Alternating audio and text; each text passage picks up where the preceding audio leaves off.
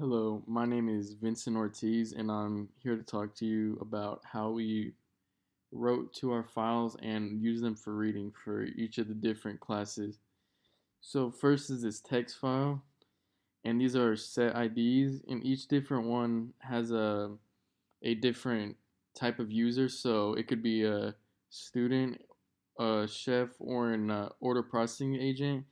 And then this orders.txt is where the file where it writes the order that the student places, and then this is used by the processing agent and the chef as well.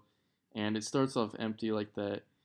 So first is the login file reader. What this does is it creates an array list uh, of the IDs that are already in this text file, and then it compares the ID that the student inputs on the login screen, and then if it comes back as a match for one of these, the then it goes through and takes the user to the scene in which the login is matched to. So if it's like a chef ID, then they go to the chef screen, and then after that is the checkout class file reader. Before that though is the order class. You need to know a little bit about this when I explain it to you.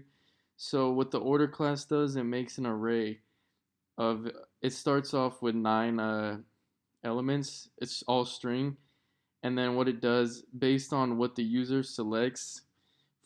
So like if they get like a cheese pizza and then these toppings, so the zero index is the type of pizza. Index one, two, three, four are the different types of toppings, which are extra cheese, onion, mushroom, olives, and then the fifth index in the array is the price. The sixth index is the student ID, and the seven and eight are set to null for now because they're not used yet. So this array is then passed into the checkout class file, and basically what this does is it changes. So array 8 is then set to the order number, and the order number is the previous order plus 1. So it increments the previous order number by 1, and that becomes the new order number. And then 8 is still null in this case. So now here's the file writer for case 8, and this writes to orders.txt.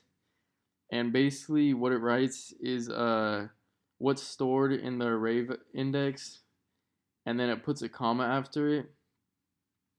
So uh, it goes through and it prints a line with commas for each item being added.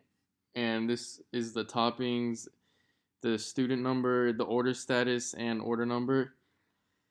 And then it goes to the processing agent, and the processing agent then once they check just to make sure that it's an approved order, then the processing agent file changes the seventh index of the array I was talking about.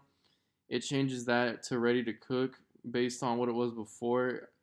So basically, it comes to the order processing agent just so that it's ready to cook. So when the user checks the status, that's what it says now. And then it's sent to the chef file. And with the chef file, there's several different cases here. So if the chef clicks to cook the pizza, all of them write the same way. It just what's stored in the seventh index on the line is different based on this. So if it's cooking, then the status is changed to cooking, and then that's what the user will see when they check the status.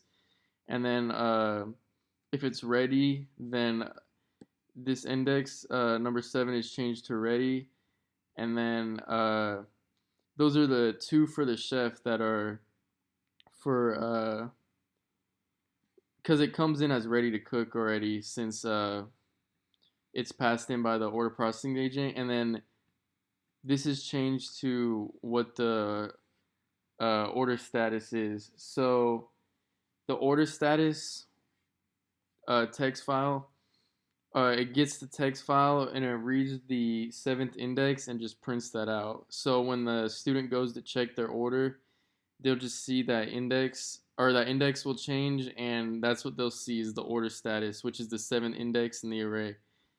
And yeah, that's how the read and write works using orders dot text throughout the whole entire program.